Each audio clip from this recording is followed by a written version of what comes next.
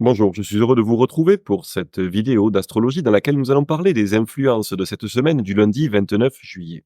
Nous parlerons bien sûr des influences astrologiques de ce week-end et vous verrez comment la lune décroissante en poisson, en bélier, en taureau et en gémeaux pourront influencer vos différentes activités, vos émotions et vos besoins. Nous reviendrons également sur Vénus qui entrera dans le signe du lion cette semaine. Alors là, je regarde mes notes, le jeudi 1er août.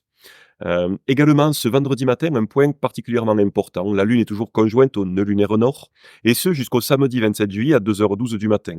C'est pas vraiment gênant parce que la conjonction de la Lune au nœud lunaire, en réalité, n'affecte pas vraiment vos activités courantes, même s'il est recommandé d'éviter de commencer quoi que ce soit d'important et surtout destiné à produire ses fruits dans l'avenir, lorsque la Lune est conjointe à l'un des nœuds lunaires, qu'il s'agisse d'une nœud lunaire nord ou d'une nœud lunaire sud.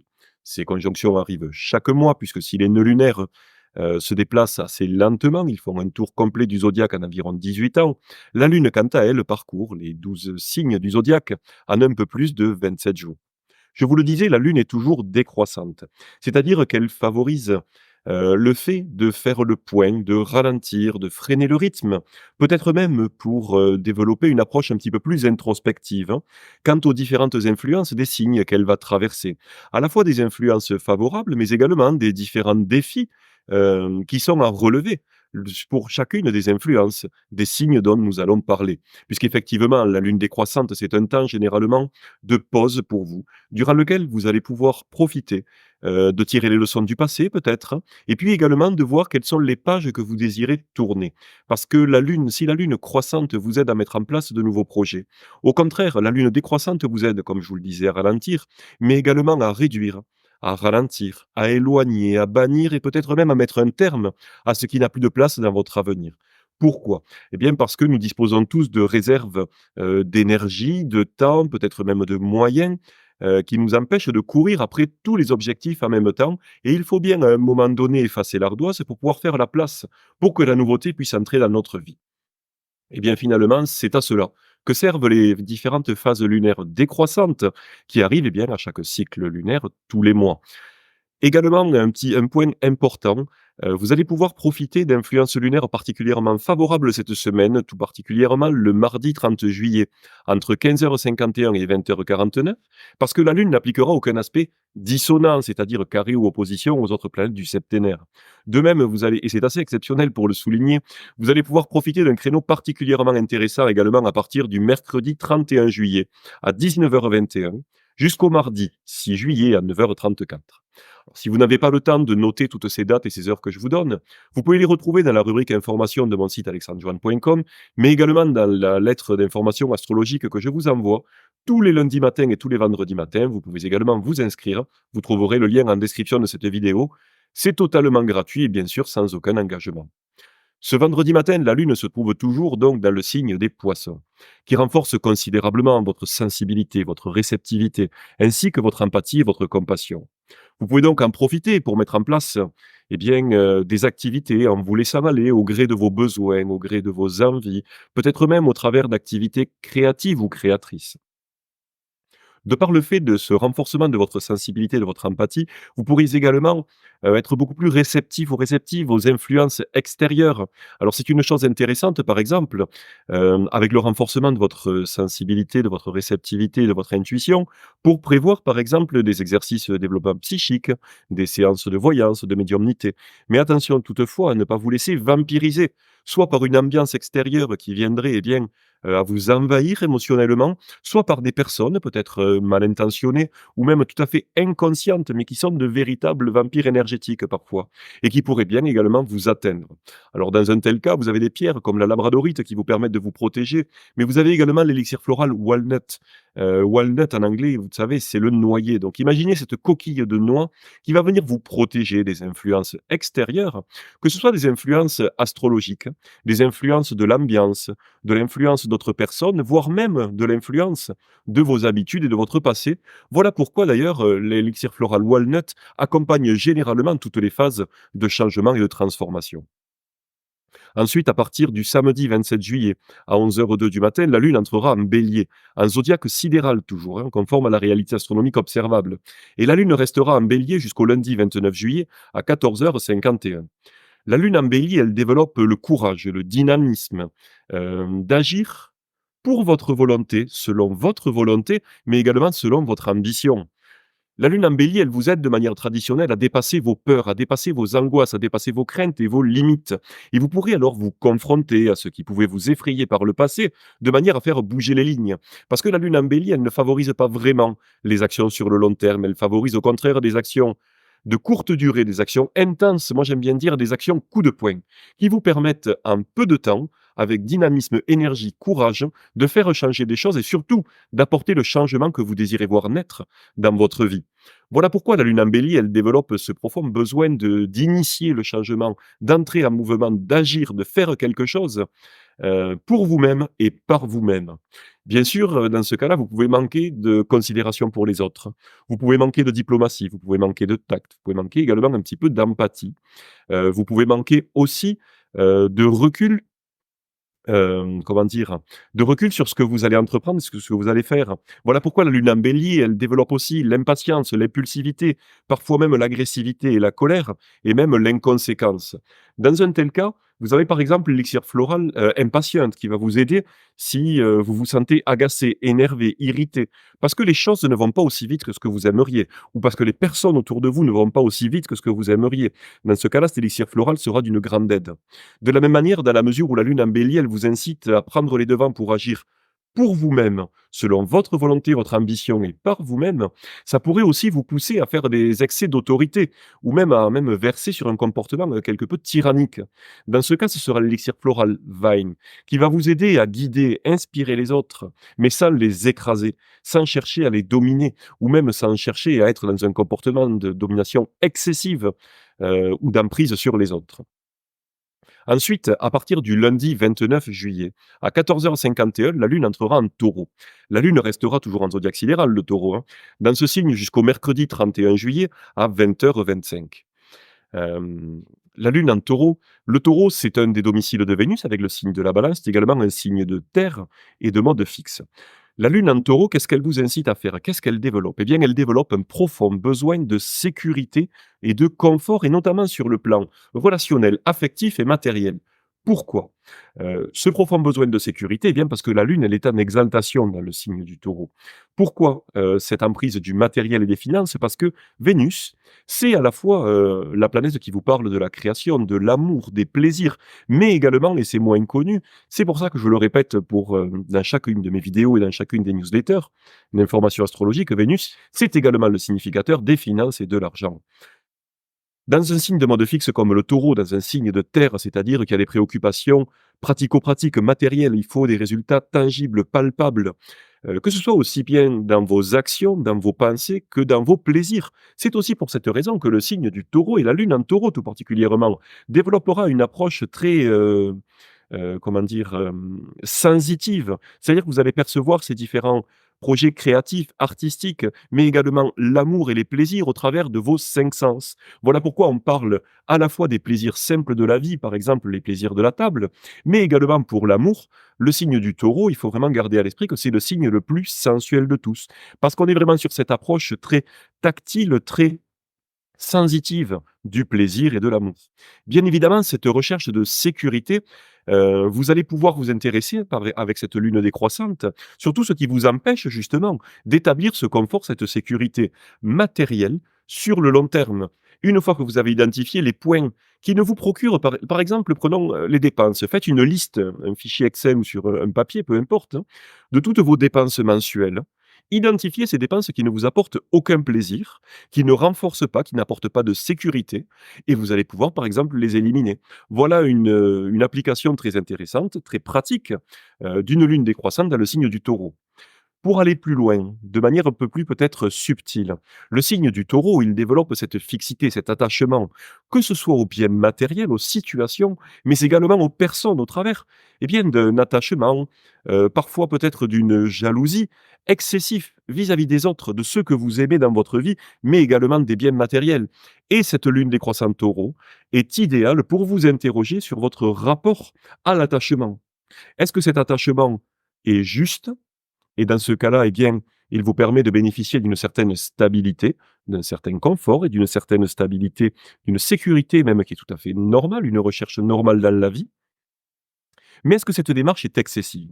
Si elle est excessive, qu'est-ce que ça produit? Ça produit d'une part une aliénation des biens autour de nous, mais également des personnes auxquelles nous tenons, puisque pour nous sécuriser, finalement, on va rester accroché à des situations et à des personnes. Mais en restant accroché à ces situations et à ces personnes, on va également les empêcher de vivre la vie qu'ils devraient vivre. De notre côté, on va également pouvoir s'intéresser à cet attachement, pour savoir si on est dans une forme, d'immobilisme, dans une forme, comment dire? D'inaction, qui alors se révélerait sclérosante à la longue. En petit à petit, vous savez, il y a pas vraiment d'immobilité dans la vie. La vie, c'est il y a une progression, il y a une évolution, il y a une transformation. Tout est un changement. La vie est un changement perpétuel. Donc finalement, jeter tous ces efforts dans une recherche de stabilité et d'immobilisme, c'est déjà faire une immense violence à la fois à soi-même, au parcours de vie qu'on est venu vivre, qu'on est venu incarner, mais également à toutes les choses qu'il y a autour de nous, qui elles également sont en évolution, elles également sont en transformation. Et si nous désirons les maintenir par un attachement excessif, eh bien, nous limitons également leur évolution, leur transformation. Et donc de cette manière-là, au lieu d'aimer, eh bien quelque part nous détruisons ce qui devrait être, puisque nous ne permettons pas que cela advienne. Voilà des réflexions, voilà une introspection, voilà peut-être même une méditation, que cette lune décroissante en taureau peut nous permettre de mener, toujours dans le but, et bien évidemment, d'en tirer des conclusions, et puis ensuite d'enchaîner avec des actions dans la réduction, dans l'éloignement, dans peut-être le fait de mettre un terme à quelque chose ou d'achever quelque chose qui n'a plus sa place dans l'avenir, tout simplement. Ensuite, à partir du mercredi 31 juillet à 20h25, la Lune entrera en Gémeaux, en zodiaque sidéral bien sûr, et elle transitera dans ce domicile de Mercure jusqu'au samedi 3 juillet, à 3h52 du matin. Le signe des Gémeaux, c'est un signe extrêmement intellectuel. C'est le domicile de Mercure, c'est un signe d'air. Donc c'est le signe qui va vous parler de l'esprit, de l'intelligence, de l'analyse, donc des activités intellectuelles. Les Gémeaux, c'est également le signe des échanges, de la communication, de la parole, donc des discussions et des bavardages, mais également, pourquoi pas, de l'enseignement, c'est-à-dire de partager ce que vous savez, ce que vous avez acquis comme connaissance. C'est également un signe de mode mutable, qui vous incite à multiplier les recherches, à multiplier les lectures, à multiplier les connaissances, les apprentissages, mais également les échanges, les discussions, que ce soit à l'oral, par écrit, au travers des textos, des réseaux sociaux ou autres. Voilà pourquoi le piège des Gémeaux, c'est de tomber justement dans une forme de dilettantisme. On s'ennuie très très vite avec une lune en Gémeaux, lorsque la lune transite les Gémeaux. Donc il faut vraiment, avant ce transit, décider dans quel domaine vous allez vouloir investir votre énergie mentale, votre intelligence, votre rationalité, mais également votre capacité de parole, votre capacité d'échange et de communication, afin de ne pas tomber dans le piège, bien, de l'éparpillement, du dilettantisme, qui se traduirait alors par de la superficialité au minimum et peut-être même par une perte d'énergie totale et ainsi de la nervosité et de l'agitation mentale. Parce que cette grande curiosité, ce besoin de dispersion, il est intéressant pour vous permettre de vous intéresser à d'autres sujets. Il est intéressant pour vous permettre de discuter avec tout un tas de monde, mais bien évidemment, gardez toujours à l'esprit quel est votre but. De la même manière, la Lune est toujours décroissante, donc c'est également une période favorable, ce transit de la Lune décroissante en Gémeaux, pour vous intéresser à la manière dont vous utilisez votre esprit, votre intelligence, votre parole, vos capacités d'échange et de communication. Faites le point là-dessus. Entamez un travail d'introspection, peut-être même de méditation, et vous verrez que vous pourrez peut-être mettre fin à une activité, à un projet que vous aviez débuté, d'écriture, de lecture, d'études, d'enseignement, de partage de connaissances.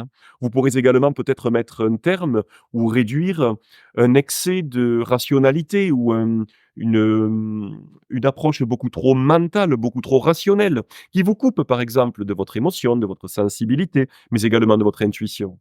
Cette approche trop mentale de la lune, en Gémeaux, elle peut même vous pousser justement à douter de ce que vous savez déjà, à douter de votre intuition, en cherchant systématiquement la confirmation de ce que vous savez déjà auprès de sources extérieures, en allant rechercher sur internet, en demandant à des amis ou dans des livres. Dans ce cas, c'est l'élixir floral Serato qui vous sera d'une grande aide parce qu'il va vous permettre justement de vous reconnecter à votre intuition, afin de vous faire confiance et d'équilibrer à la fois cette plus grande capacité mentale, intellectuelle, mais également en la complétant et en l'associant à votre intuition, à ce que vous savez déjà, de manière à véritablement pouvoir faire quelque chose, produire quelque chose de créatif, qui émane à la fois de vos connaissances, de votre intellect, mais également de vous-même, de votre sensibilité et de votre intuition.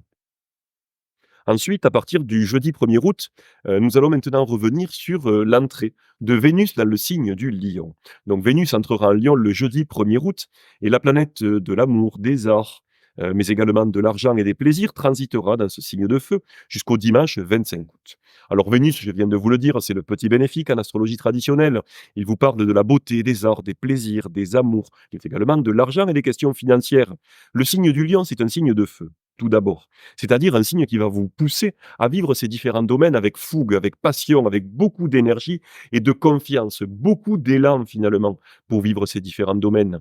Mais c'est également un signe de mode fixe. Ça, on le sait un petit peu moins, le signe du taureau. Et le signe de mode fixe, il va vous inciter à quoi? À stabiliser, à fixer presque d'une certaine manière dans la matière. C'est pas un signe de terre, comme par exemple le taureau en termes de signe fixe. Mais c'est un signe de feu qui va vous inciter donc avec énergie, panache, à fixer finalement, à stabiliser, à ancrer quoi? Eh bien l'expression de vous-même parce que le lion, c'est avant toute chose le domicile du soleil qui vous parle de votre personnalité, de votre volonté, de votre ambition. Et quand je vous dis de votre personnalité, c'est de votre personnalité dans toute son individualité. C'est votre personnalité, finalement, débarrassée d'une certaine manière, du poids de l'ego, c'est-à-dire véritablement qui vous êtes, que vous allez pouvoir exprimer en occupant le devant de la scène, en rayonnant véritablement dans tous ces domaines. Donc sur le plan évidemment, sentimental, amoureux, le transit de Vénus dans le signe du Lion est particulièrement intéressant parce que ça va vous permettre d'améliorer votre aspect physique, de séduire, de plaire. Donc pour les rencontres sentimentales, les rencontres amoureuses, c'est très intéressant. C'est très intéressant également, en matière sur une relation existante, par exemple, pour apporter plus d'équilibre, de charme, d'harmonie, de douceur dans une relation qui existe. Également sur le plan de la création et de la créativité. Le signe du lion, c'est aussi le signe qui vous permet de créer. Parce que la création, la créativité, qu'est-ce que c'est? Si ce n'est que finalement fixer à l'extérieur l'émanation de votre personnalité et de votre individualité pleine et entière. C'est ça finalement la création. Et encore, voilà pourquoi le signe du lion est également associé aux enfants, parce que les enfants, c'est-à-dire la procréation, c'est également la fixation, l'émanation de qui vous êtes. Dans le cas du couple, dans ce cas-là, dans l'émanation d'un couple, bien évidemment. Voilà ce que l'on peut dire donc sur ce transit très, très, très intéressant de Vénus dans le signe du Lion. Bien évidemment, il ne faut pas tomber dans les travers ou les excès de cette même configuration, qui pourrait vous pousser à agir dans le seul but de plaire, de séduire, de briller, d'être remarqué. Évitez de tomber évidemment dans cette démarche excessive qui vous ferait perdre alors, eh bien, toute la droiture, tout le côté chevaleresque du signe du Lion également, qui développe une approche, une relation à l'autre franche, honnête, équilibrée bien sûr, douce, pleine de tact, mais avant toute chose, avec beaucoup de droiture, d'honnêteté, de générosité. Il faudrait donc pas tomber dans l'excès de la séduction excessive ou du fait, bien évidemment, de chercher à briller systématiquement. Si vous cherchez à systématiquement toujours être le centre de l'attention, peut-être par peur de solitude, alors ce sera l'élixir floral Heather qui pourra vous aider à retrouver une écoute, une relation plus équilibrée, en évidemment toujours en occupant le devant de la scène, mais en étant dans une écoute active qui vous permet véritablement d'être dans l'échange avec l'autre et non pas imposer simplement qui vous êtes et votre personnalité. Évidemment, ne pas tomber dans le piège de l'ego, ça on l'a dit, qui aurait pour seul but de briller ou d'être remarqué. Bien sûr, vous pourrez profiter, hein, de ce transit de Vénus dans le signe du Lion jusqu'au dimanche 11 août. Parce qu'à ce moment-là, eh bien, Vénus appliquera une opposition, un aspect dissonant, un transit dissonant à Saturne, qui apportera des blocages, des retards et des frustrations. Surtout ce que signifie Vénus, donc les activités artistiques, mais également sur le plan des amours, des plaisirs, des finances et de l'argent. Donc évitez de tomber dans le piège de la frustration, de la tristesse, de la mélancolie, tous ces sentiments négatifs. Non, cette opposition, évidemment, elle vous incite à éviter de commencer un projet en lien avec les influences de Vénus en Lion, à partir de cette période, donc à partir du 11 août. Mais vous pourrez en profiter pour au contraire faire preuve peut-être de plus de résilience, plus de patience, plus de structuration, plus de sens des responsabilités, pour apporter finalement une notion avec plus de durée. Pour construire quelque chose moins rapidement peut-être que ce que vous espéreriez, et là l'élixir floral, encore une fois impatiente, vous aidera peut-être dans ce cas-là, avec moins de rapidité que ce que vous aimeriez, que ce que vous espérez, mais de manière plus pérenne, plus durable dans le temps, pour construire une relation amoureuse, une relation sentimentale plus solide, plus forte, plus durable. Construire par exemple une œuvre artistique, une création plus durable, encore une fois, plus ancrée dans le temps. Voilà tout ce que va vous permettre ce transit. de Vénus, dans le signe du Lion, et également comment est-ce que vous allez pouvoir transformer ces influences de frustration et de déception et peut-être même de tristesse associées à l'opposition Vénus-Saturne, eh bien en occasion, en opportunité d'évoluer, de vous transformer et pourquoi pas de grandir. Parce qu'avant tout, Saturne, le grand maléfique en astrologie traditionnelle, est avant tout un exceptionnel enseignant qui peut-être est dur, mais très juste, en nous apprenant justement à faire preuve de patience, de structuration et de sens des responsabilités. En apportant toutes ces choses-là, eh bien Saturne nous permet, au travers évidemment de parfois de souffrances ou de difficultés, nous permet de grandir. De grandir pourquoi? Eh bien pour devenir nous-mêmes et en ayant la possibilité ensuite de faire nos propres choix, nos propres règles, nos propres normes, nos propres responsabilités, pour bien évidemment pouvoir les assumer de manière pleine et entière, mais en étant parfaitement alignés avec nous-mêmes puisque c'est nous qui les aurons choisis. Voilà, nous avons maintenant fait le tour des informations astrologiques de cette semaine. N'hésitez pas, si vous vous intéressez à l'astrologie sidérale, allez voir sur mon site Alexandre Joanne, vous avez le lien en description. Également, vous inscrire à ma newsletter d'informations astrologiques que j'envoie tous les lundis et tous les vendredis, c'est gratuit et vous avez encore une fois le lien en description.